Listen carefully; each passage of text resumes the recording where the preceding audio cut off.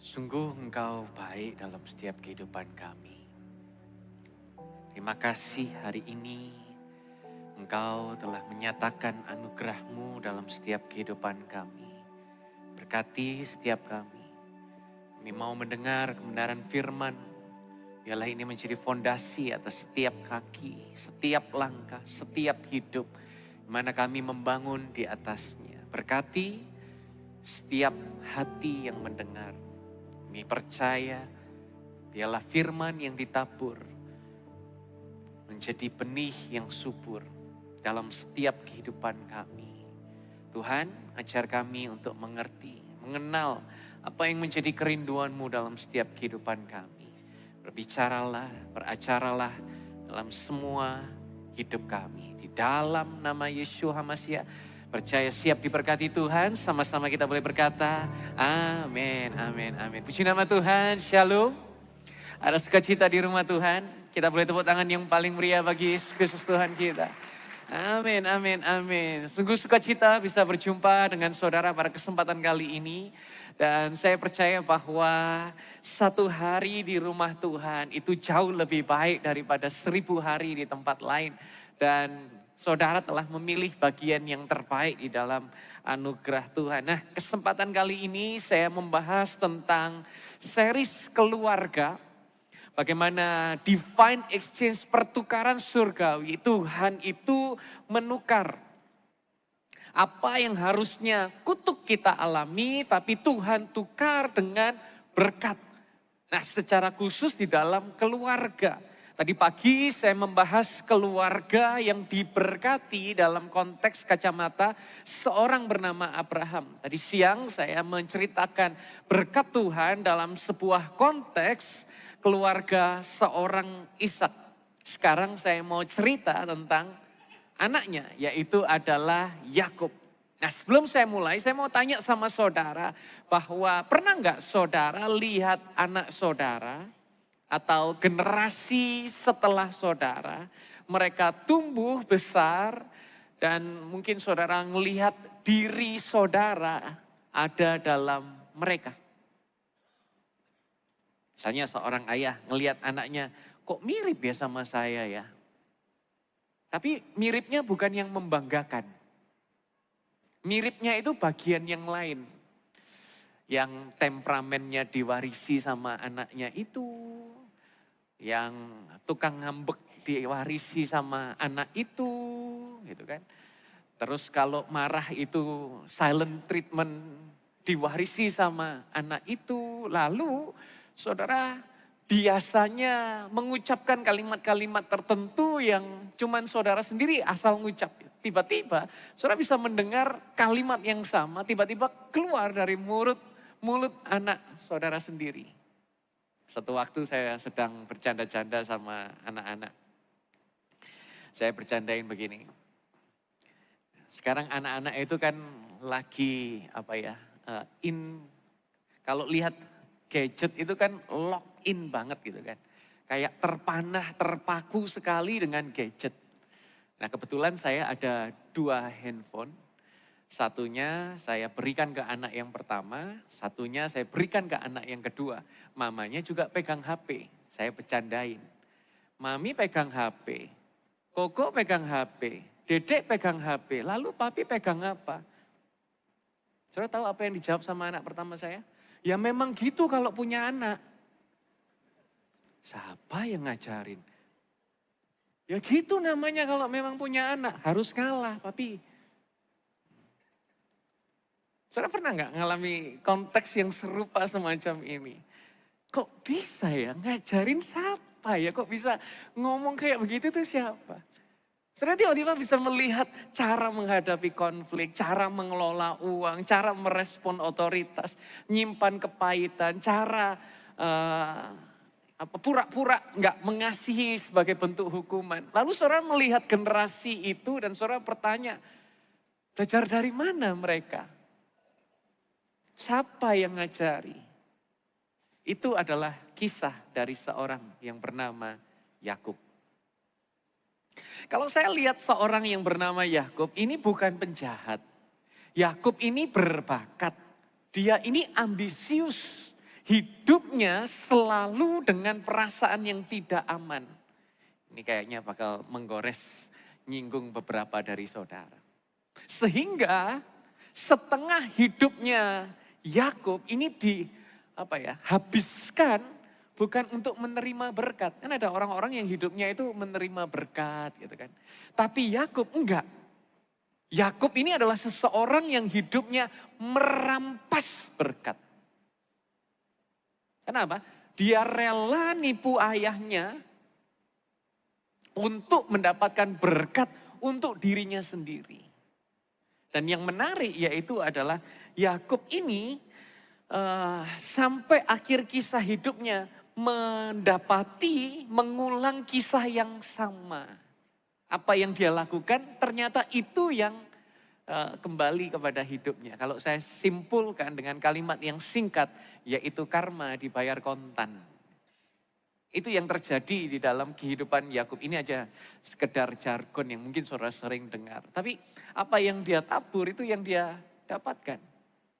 Kejadian pasal ke-37 ayat yang ketiga di sana dikatakan, Israel menyintai Yusuf lebih daripada semua anaknya. Karena baginya dia adalah anak pada masa tuanya. Dan Israel telah membuatkan baginya jubah panjang. Ayat keempat. Saudara-saudaranya melihat bahwa ayah mereka mencintai Yusuf lebih daripada mereka. Maka bencilah mereka kepadanya dan tidak mau menyapanya dengan ramah. Maka bencilah mereka kepadanya dan tidak mau menyapa Yusuf dengan ramah. Jadi saudara lihat di sini, Yakub pilih kasih. Sepertinya sama seperti sebagaimana ibunya pilih kasih bagi Yakub. Si Yakub ini favoritnya mama. Yang Esau favoritnya papa. Satu anak dikasihi lebih daripada yang lain. Sementara yang lain diabaikan. Sehingga apa yang terjadi? Dia mencetak ulang sejarah. Saya mau saudara memahami kalimat ini. Kadang kutuk itu tidak datang dari luar saudara. Tapi kutuk itu kita tumbuhkan di dalam keluarga. Saya ulangi lagi. Kadang kutuk itu gak datang dari luar. Kita tiba-tiba dikutuk sama orang gitu. Enggak. Tapi terkadang kita sendiri yang menumbuhkan dari dalam. Maka dari itu ada 3 hal yang saya mau ajak saudara melihat. Kisah kutuk dari kacamata keluarga Yakub. Yang pertama yaitu adalah repeated.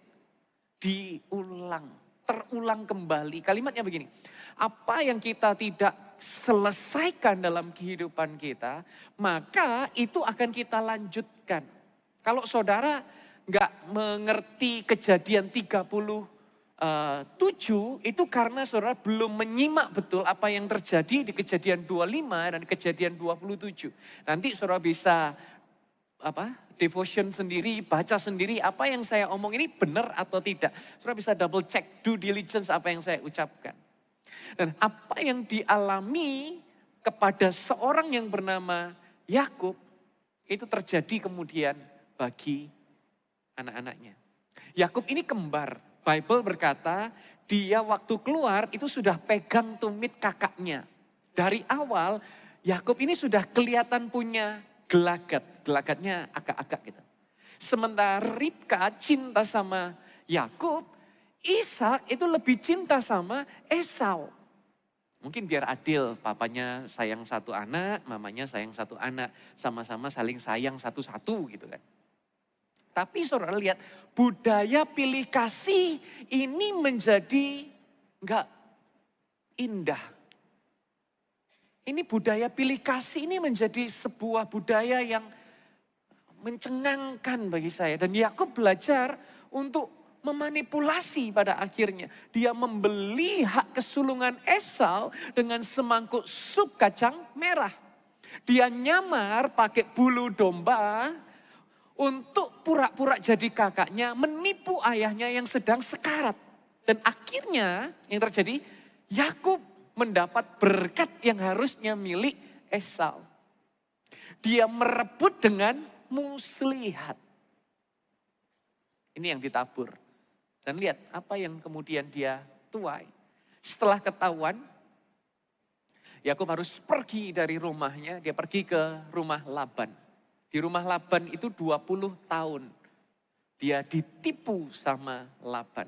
Orang yang menipu ayahnya ditipu sama mertuanya lipat kali ganda. Emang Tuhan gak hukum Yakub di momen itu? Tapi Yakub harus belajar satu kata, konsekuensi. Dan konsekuensi itu pahit, saudara. Sementara akhirnya dia pulang, dia harus bergulat dengan Tuhan di Peniel. Dan di sana dia diberi nama yang baru. Maka dari itu tadi saudara melihat bahwa Israel disebut Israel, disebut Israel. Dia mendapat nama yang baru adalah Israel. Dan setelah dipatahkan pinggulnya, Yakub diubahkan. Dan dia punya anak 12. Saudara tebak apa yang terjadi sekarang? Yakub tetap pilih kasih. Karena dia menerima pilih kasih, dia membagikan pilih kasih. Ayat ketiga dikatakan Israel mencintai Yusuf lebih dari semua anak-anaknya. Izinkan saya mengencourage saudara kalau punya anak, mohon jangan pilih kasih. Sebagaimana dia besar lihat budaya pilih kasih itu tidak indah, tetapi dia mengulang sejarah dan dia milih kasih ketika mendidik anak-anaknya. Metodenya nggak diganti, saudara. Anak favoritnya yang diganti. Padahal dia tahu betul damage-nya akan menjadi seperti apa. Tapi tetap dia lakukan. Ini bukan kebodohan. Kadang-kadang kita melihat generasi satu melakukan, generasi dua melakukan, bodoh kok diulang. Enggak, saudara.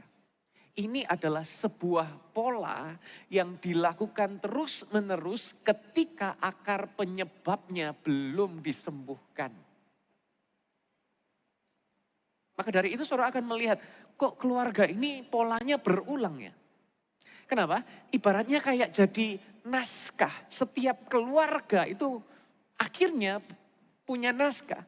Kalau ayahnya dokter, anaknya jadi dokter. Kalau ayahnya pastor, anaknya jadi pastor. Kalau anaknya orang tuanya bisnismen, anaknya jadi bisnismen. Kenapa? Karena culture yang terjadi dari sana. Setiap keluarga itu punya naskah. Walaupun gak ada yang nulis SOP di rumah.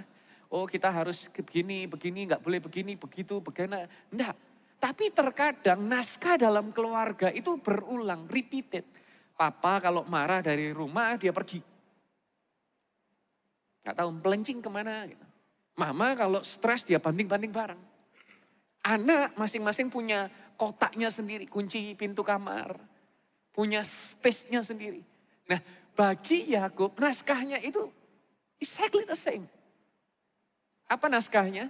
Yaitu adalah kasih di keluargaku itu langka. Jadi untuk aku mendapatkan kasih dalam keluargaku, kata Yakub, harus direbut sebelum anak lain yang nanti akan ambil. Dan di keluarga ini hidupnya dengan konteks seperti itu, naskahnya seperti itu. Apalagi punya saudara yang begitu banyak, 10 orang saudara. Ini gak terjadi dalam 1 tahun, saudara. Untuk ke-10-nya sepakat. Bayangkan, 10-10-nya akhirnya semua sepakat. Ayo kita buang saja yang satu ini Yusuf. Itu gak terjadi dalam 1 malam. Ini hari demi hari, minggu demi minggu terus menerus diperlakukan pilih kasih. Sampai akhirnya ke-10 orang ini, saudaranya ini semua muak lihat apa yang Yakub lakukan sama anak emasnya. Karena kebencian itu tidak datang ketika sudah masak, sudah matang, enggak. Tapi kebencian akan tumbuh di dalam kegelapan hari demi hari demi hari. Pernah enggak saudara itu jengkel sama orang di hari-hari tertentu?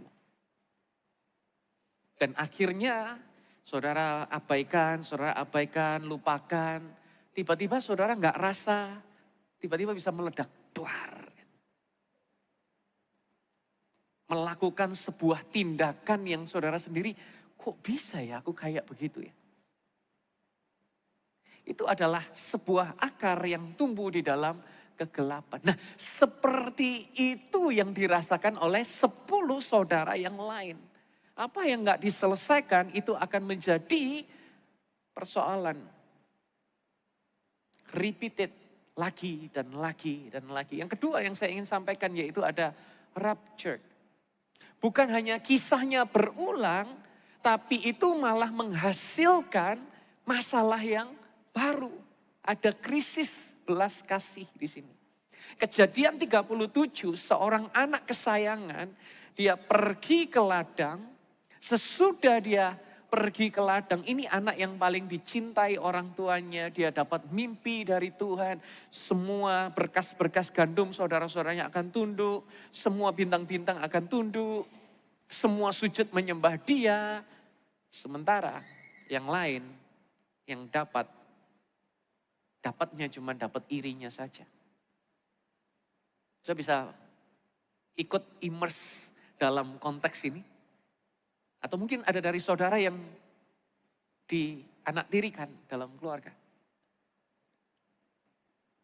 Sementara dia terus yang dapat kasih. Saudara dikesampingkan.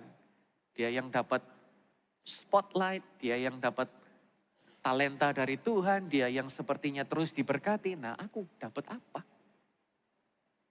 Kejadian 37 ayat 18 di sana dikatakan. Dan mereka melihatnya dari jauh, bahkan sebelum ia mendekat kepada mereka, maka mereka bersekongkol untuk membunuh dia. Baru lihat dari jauh, sebelum Yusuf mendekat kepada saudara 10 ini, mereka sudah bunuh aja yuk. Matiin aja. Ayat 19. Mereka berkata seorang kepada yang lain, lihat, si tukang mimpi itu datang. 20. Marilah kita bunuh dia.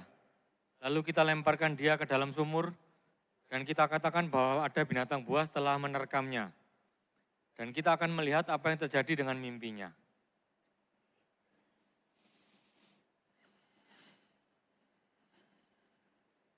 Saudara sendiri bisa muncul kalimat kayak begini. Apa enggak terlalu? Mereka tahu loh ini anak kesayangan bapaknya.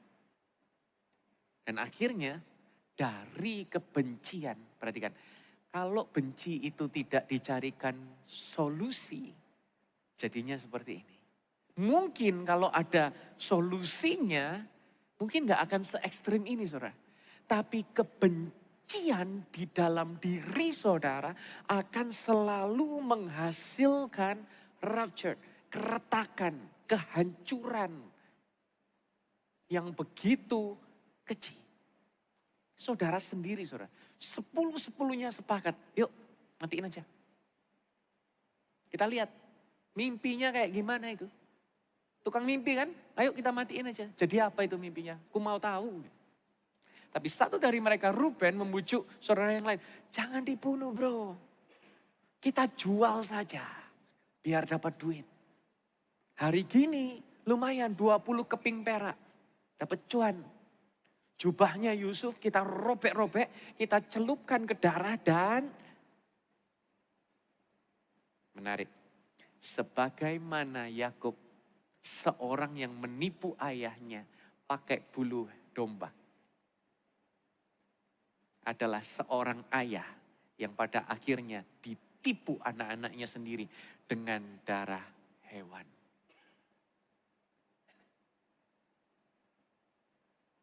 Kalau saya rangkum, ini adalah naskah dari keluarga Yakub. Saudara pernah sadar nggak sih? Yakub ini dulu nipu Ishak, pakai bulu domba, semangkuk sup kacang merah. Dimakan kakaknya, dia dapat berkat dari ayahnya. Tapi anaknya sendiri bisa nipu Yakub sekarang dengan berkata, ayat 34. Kemudian Yakub mengoyakkan pakaiannya dan mengenakan kain kapung pada pinggangnya. Dan berkabunglah dia berhari-hari karena anaknya itu. Sampai menolak untuk dihibur. Dia ditipu sama anak-anaknya sendiri. Pakai darah hewan. Berkata bahwa anakmu yang paling kamu sayang sudah mati. Dikoyak sama hewan buas, Pak. Seorang Yakub lari dari kakaknya 20 tahun. Ditipu Laban. Bergulat dengan Tuhan sampai pincang. Duduk dalam duka cita dibuat oleh anaknya sendiri. Bahkan yang paling ironi, anak-anaknya menghibur dengan hiburan palsu. Wah, ini kalau saudara bikinkan movie, seri Netflix, itu seru sekali ini asli. Plot twistnya ini luar binasa ini. Anak-anaknya 10-10-nya menghibur Yakub, tapi hiburannya adalah hiburan palsu. Karena mereka tahu saudaranya nggak meninggal, dijual. Kematiannya itu cuman rekayasa. Dan ini yang terjadi ketika sebuah keluarga hidup dengan pola yang salah terlalu lama. Eventually it will explode. Meledak, semuanya hancur. Dan di momen kita kira semuanya sudah hancur, ada yang menarik. Karena ini kata kunci dari Injilnya. Meledak. Apa yang meledak itu belum tentu akhir dari cerita saudara dan saya. Kadang-kadang justru itu adalah sebuah awal dari pemulihan Tuhan bagi hidup kita. Kenapa? Karena kalau masalahnya hanya terus-menerus disembunyikan, gak akan ada yang berubah. Kepahitan tetap dipendam, luka tetap ditutup-tutupi, pilih kasih terus akan diulang-menulang. Pola yang salah terus diwariskan turun-temurun. Dari luar kelihatannya baik, tapi dari dalam busuk. Pada akhirnya semua akan terlihat. Dan kata Afgan, terlalu sadis caramu. Sadis loh saudara. Saudaranya sendiri dijual, mau dibunuh. Papanya sendiri dibohongin. Sampai berhari-hari tidak makan. Padahal udah usia lanjut. Saya bisa bayangkan gak sih seorang ayah senior yang sudah tidak berdaya ditipu anaknya sendiri. Sampai gak mau makan berhari-hari, gak bisa tidur, murung terus. Yang saya mau tanamkan begini, Tuhan gak menyebabkan kekacauan dalam keluarganya Yakub.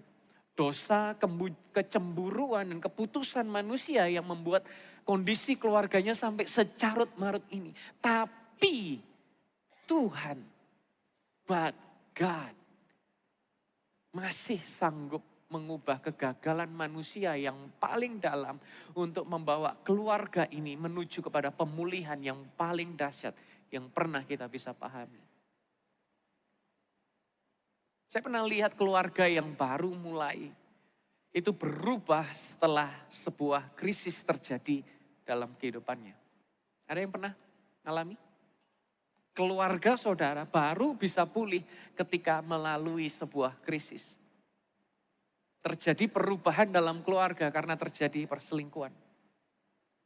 Baru semuanya berubah.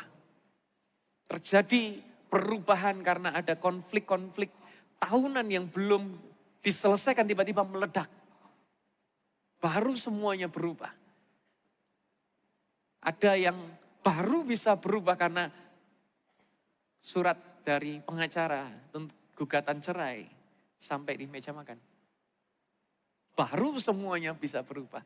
Setelah semua krisis itu berlalu, masing-masing keluarga Yakub mulai berkata, atau mungkin keluarga saudara baru sadar kalau krisis itu kemarin gak jadi. Kami akan cuman pura-pura kelihatan baik. Dan ini yang terjadi dari keluarga Yakub. Apa yang terjadi sama Yusuf itu adalah sebuah tragedi. Tetapi dari tragedi ini ada pemulihan yang begitu luar biasa yang Tuhan sudah siapkan sebelumnya. Poin yang ketiga saya ingin sampaikan yaitu adalah redeemed. Ditebus. Berkat itu bergerak melalui kerusakan dalam kehidupan kita. Menarik nggak? Tahu nggak saudara, kalau berkat itu kadang-kadang bergerak melalui kerusakan dalam kehidupan kita. Saya mau bicara sama saudara yang sedang ada di dalam fase kerusakan. Keluarga Yakub 20 tahun kemudian, 20 years later, Yusuf sudah lewat jadi budak, dijual. Dia sudah dituduh melecehkan istri Potifar, masuk penjara. Yusuf sudah dilupakan sama juru minuman. 3 tahun dia dilupakan. Dan tiba-tiba setelah 20 years later, Yusuf menjadi orang nomor 2 di Mesir.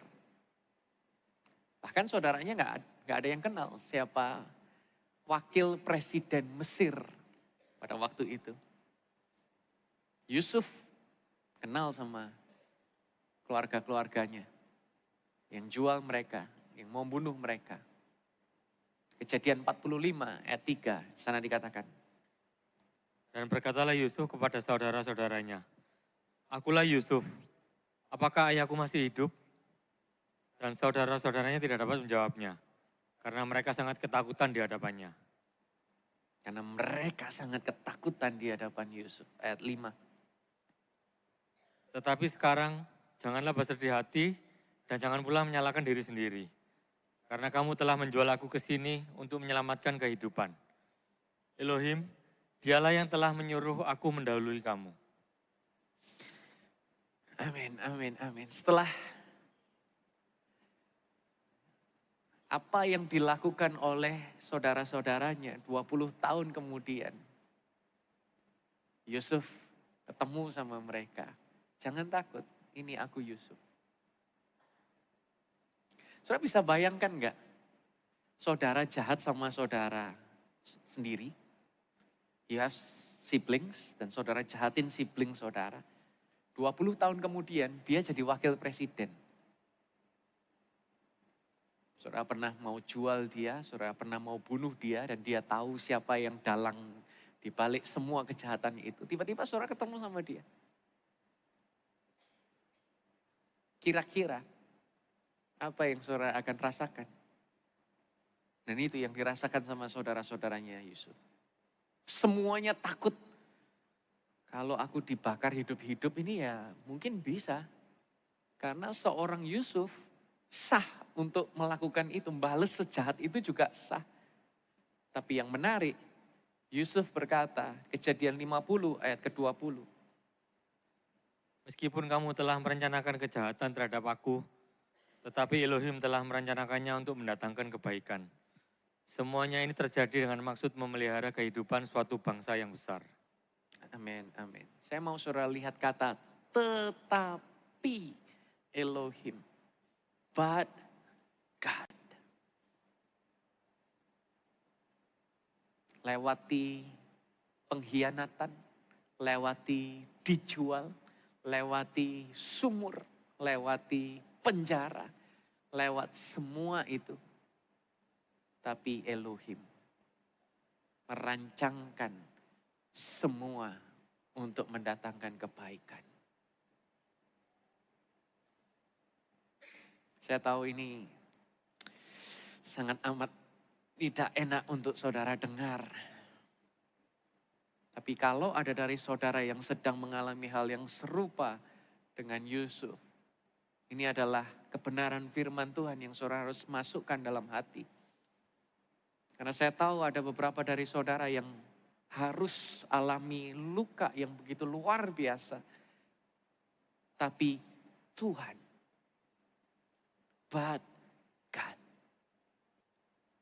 Ibaratnya begini, saudara tahu tukang las. Tukang las itu akan menyambungkan 2 logam pakai api yang panas. Ditempel dan ditembak sama fire gun gitu kan, supaya bisa nempel. Kalau kursi kita duduki rusak, Di belakang ada tukang yang nempelkan kaki-kakinya supaya bisa diduduki lagi. Dilas. Kena api, akhirnya dua besi lempengan ini bisa nempel satu sama lain. Mungkin aslinya sudah terpisah. Seperti itu juga keluarga Yakub. Bahasa Jermannya puklek, saudara, patah. Tapi Elohim perbuat sesuatu dalam panasnya tensi keluarga Yakub. It's a mess. Tapi Tuhan bisa ubah mess itu menjadi beautiful mess.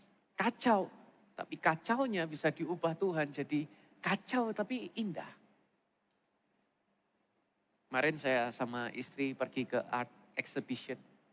Ada seorang yang melukis pakai kanvas tapi dari kanvas yang terbakar. Menjadi seni yang indah. Dan itu adalah pertukaran ilahi, pertukaran surgawi di level keluarga saudara dan saya. Kutuk rumah tangga yang hancur, Tuhan tukar dengan berkat yang akhirnya bisa memberi makan bagi bangsa-bangsa. Kenapa saya cerita ini kepada saudara? Karena hari ini terlalu banyak dari saudara memegang kepahitan, dendam. Terlalu banyak dari saudara memegang kesalahan orang bertahun-tahun, berpuluh-puluh tahun. Tapi saya mau saudara pulang membawa kalimat ini. Meskipun kamu telah merancangkan kejahatan terhadap aku, tapi Elohim, Kejadian 50:20, telah merancangkannya untuk mendatangkan kebaikan. Semua ini terjadi dengan maksud memelihara kehidupan satu bangsa yang besar. Saya nggak tahu ayat ini untuk siapa.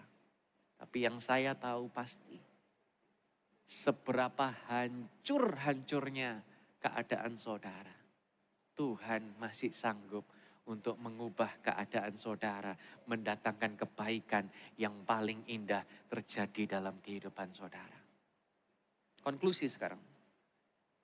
3R yang terjadi di sini. Repeated. Diulangi lagi.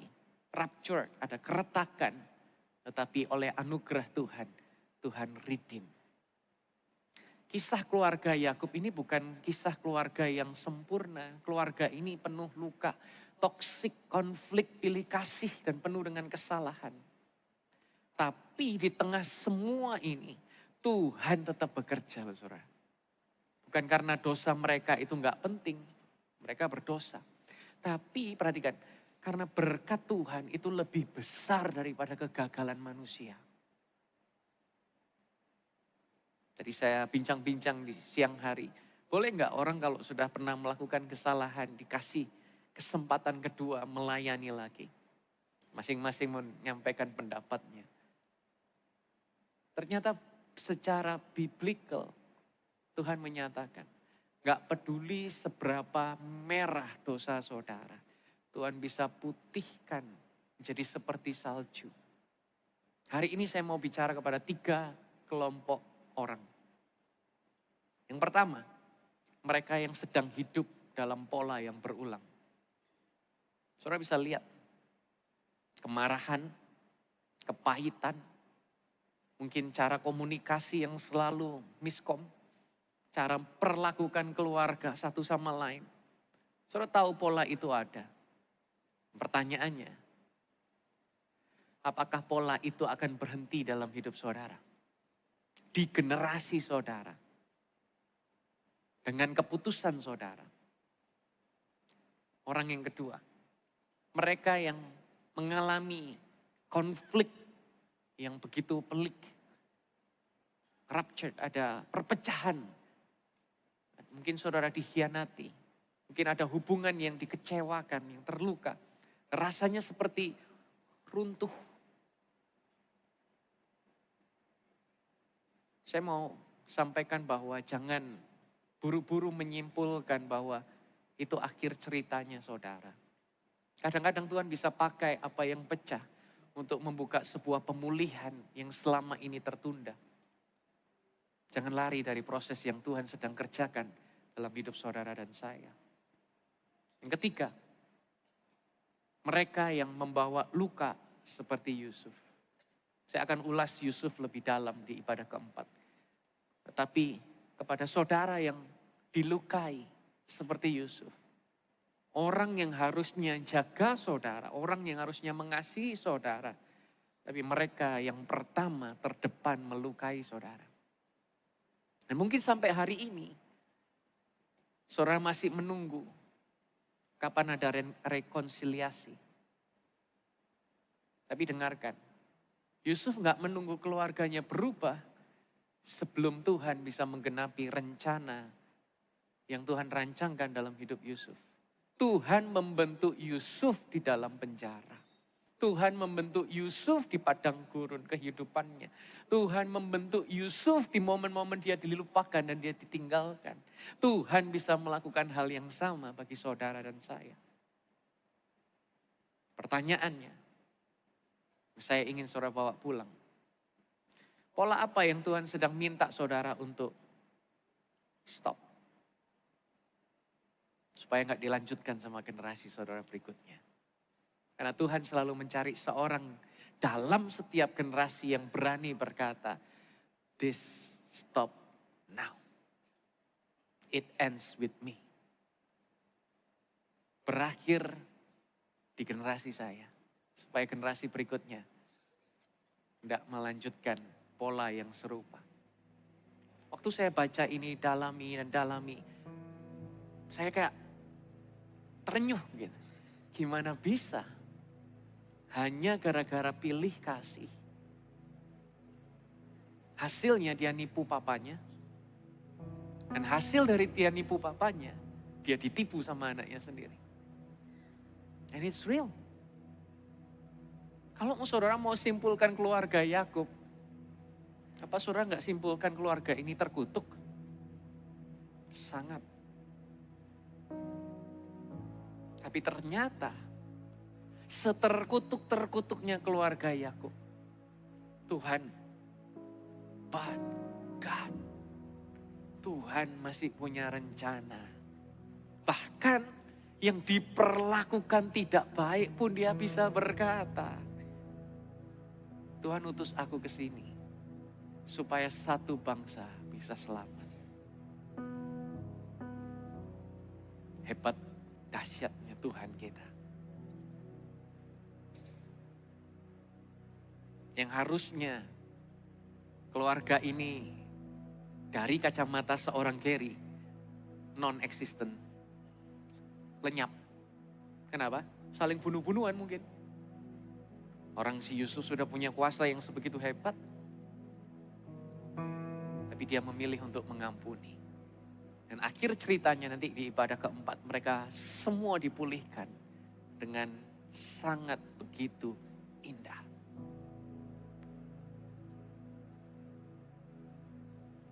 Saya cerita ini sama saudara. Tujuannya apa? Untuk menyampaikan seberapa gelap lembah kekelaman hidup saudara hari ini. Ketahui tangan Tuhan gak kurang panjang untuk bisa menolong, mengubahkan, memulihkan setiap keadaan keluarga saudara. Tidak ada yang terlalu sukar untuk Tuhan bisa perbaiki. Tidak ada yang terlalu dalam untuk Tuhan gak bisa reach out. Hari ini Tuhan, but God, tapi Tuhan Elohim yang menyatakan anugerah dalam setiap kehidupan saudara dan saya. Setuju katakan amin. Percaya kita tepuk tangan yang paling meriah bagi Yesus Kristus Tuhan kita. Sama-sama kita nyanyikan satu pujian. You have been faithful. All my life you have been so good. With every breath that I am able, I will sing of the goodness of God.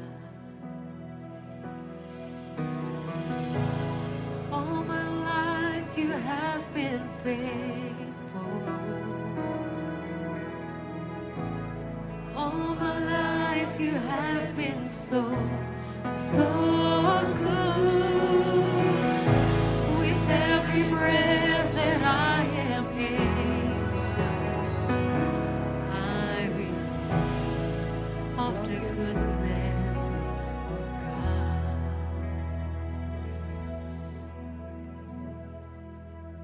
Sepanjang hidup kami melihat Tuhan setia dalam hidup kami.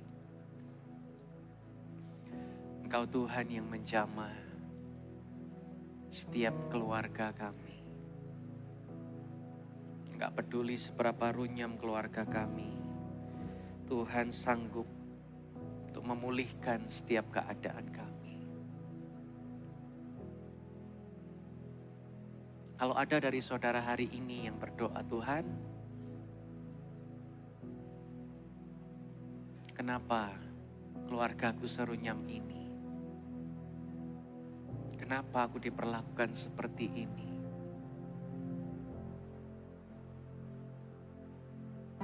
Bukan karena Tuhan jahat. Dosa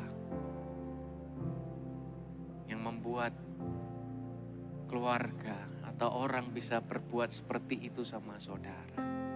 Pola yang berulang yang bisa buat itu pada saudara. Di hari ini, mau gak saudara izinkan Tuhan untuk memutar balik keadaan setiap keluarga saudara.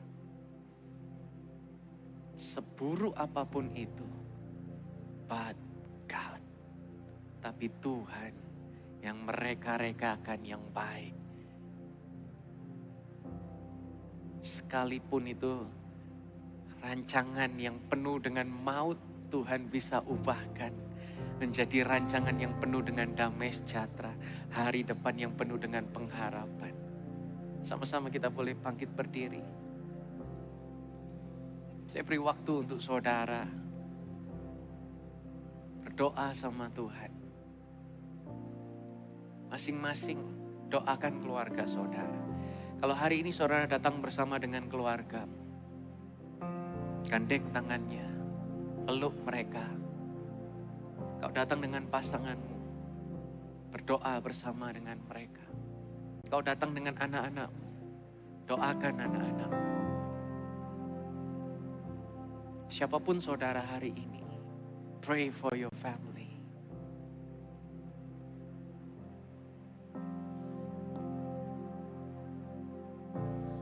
All my life you have been faithful.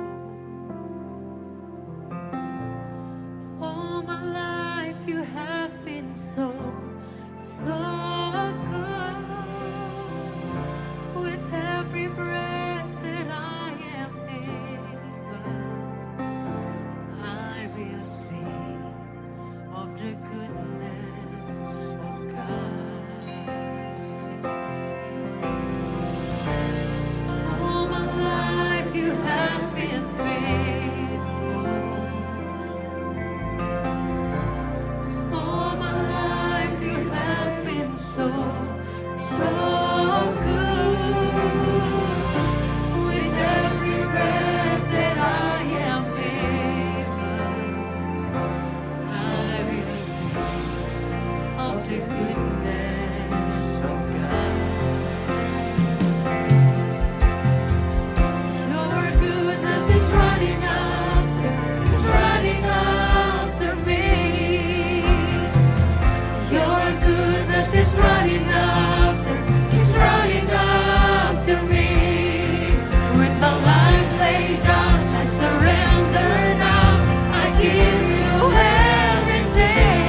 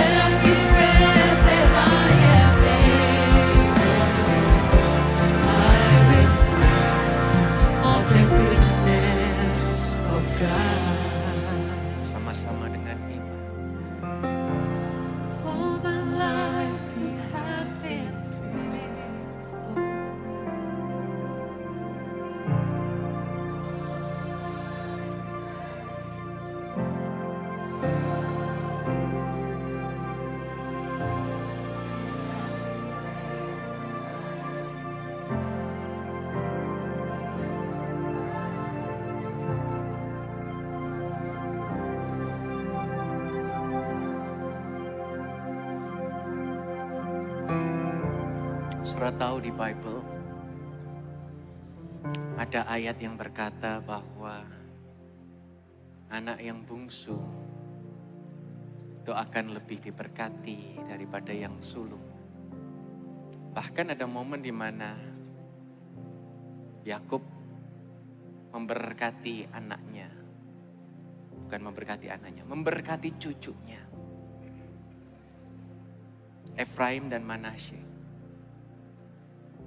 Dia tetap mengulang yang sama.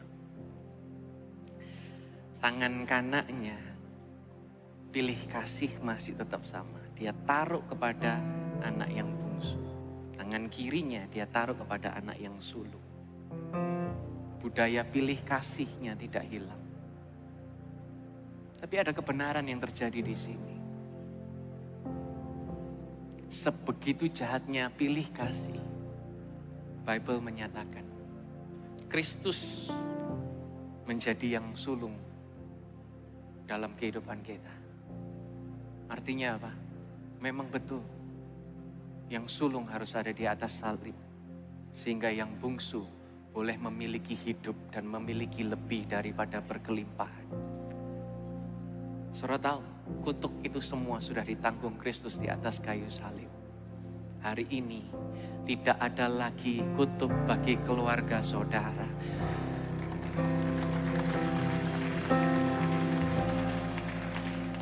Kutuk sudah tidak lagi berdaulat, tidak berkuasa atas keluarga saudara. Karena Kristus sudah menyelesaikan di atas kayu salib. Dan hari ini, maukah saudara melangkah dengan pola yang baru? Berjalan bersama Tuhan, melihat the goodness of God benar-benar terjadi dalam kehidupan saudara. Tinggalkan dendam, tinggalkan trauma, tinggalkan kepahitan, dan terima anugerah dan kasih Tuhan. Aku berdoa saat ini Tuhan untuk setiap anak-anak-Mu. Apapun yang mereka pernah lalui, apapun yang mereka pernah hadapi, Tuhan will mend the broken heart. Tuhan yang akan memulihkan setiap hati yang terluka, setiap hati yang trauma, setiap hati yang luka. Tuhan, Engkau memulihkan, Engkau menyembuhkan, Engkau menyatukan kembali setiap hubungan-hubungan yang terluka. Tuhan menyatukan setiap pernikahan-pernikahan dengan karya kasih Kristus yang sempurna. Aku deklarasikan berkat di dalam anugerah Yeshua HaMashiach terjadi atas setiap keluarga, terjadi atas setiap generasi, terjadi sekarang, terjadi selama-lamanya di dalam nama Tuhan Yesus Kristus. Yang percaya katakan amin. Percaya katakan amin. Percaya katakan amin. Tepuk tangan yang paling meriah bagi Yesus Kristus. Terima berkat di dalam nama Yeshua HaMashiach. Terima kasih Tuhan untuk kebenaran firman-Mu, untuk lawatan-Mu. Kami bukan hanya mendengar kebenaran firman, tapi kami mengalami perubahan terjadi dalam hidup kami. Untuk bungkus kebenaran firman ini, meteraikan dalam loh hati kami. Dalam nama Yesus Kristus. Percaya diberkati, sama-sama katakan, Yesus HaMashiach, bless you.